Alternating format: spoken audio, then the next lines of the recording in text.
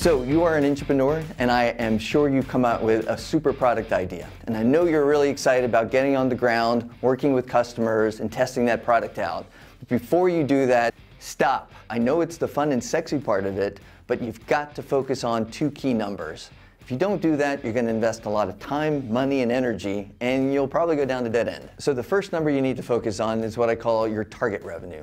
Now, target revenue, that's the amount of money your company expects to see from your venture at Judgment Day. Judgment Day is whatever the time period is in which you've got to deliver on your venture. If it's a short-term venture, it might be 1 year. If it's a longer-term venture where you're building out a whole new business model, a new channel, it could be 5 years. Knowing your target revenue is really important for an entrepreneur. If you're an entrepreneur, you can build a business to whatever size that you want. But you're an entrepreneur. You're working inside a large company, and you've got to meet their expectations. So the other important thing with target revenue is it gives you the size of the business you're building for. That is really helpful in understanding where you should focus your initial customer research. Which segments are most likely to deliver that type of revenue? There's different ways you can calculate target revenue. The first way, which is really good when you have a short-term venture, is to simply set target revenue as a % of your company's current sales today.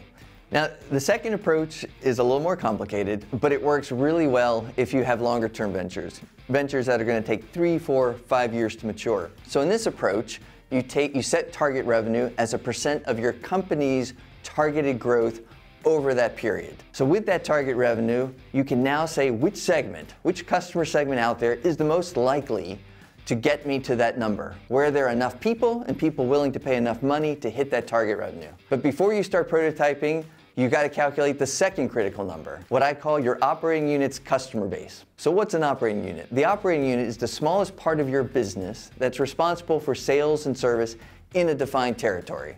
So that could be a sales office, it could be a retail point. Your customer base is the number of customers that the operating unit will be selling to on a regular basis by Judgment Day. So why is this important? By knowing how many customers you're selling to on a regular basis at the operating unit, you can calculate the operating unit's cost structure. If we know what the operating unit's cost structure is, and we know how many customers we're selling to, we can calculate exactly what price we need to be selling at to be profitable. Now we can go back to the customer research that we did and ask, is the price that we need to sell at match up with what the customer said they're willing to pay? If it's not, we got to go back to the drawing board. We've got to iterate the business model and figure out what is a product that we could credibly sell at a price that the customers are willing to pay. But we work all this out on paper before you start to invest time, money, and energy into building out prototypes. I know from experience that starting with the numbers, you'll be in a much better place at the end of the project. Numbers are your friend. And don't worry, it's really not that complicated. This isn't high finance. And I guarantee you, once you roll up your sleeves, you crack open an Excel model, it's all going to go fine. And at the end of the day, you will find that starting with the numbers will make you work more smart, you'll work more efficiently, and you'll get a better result at the end.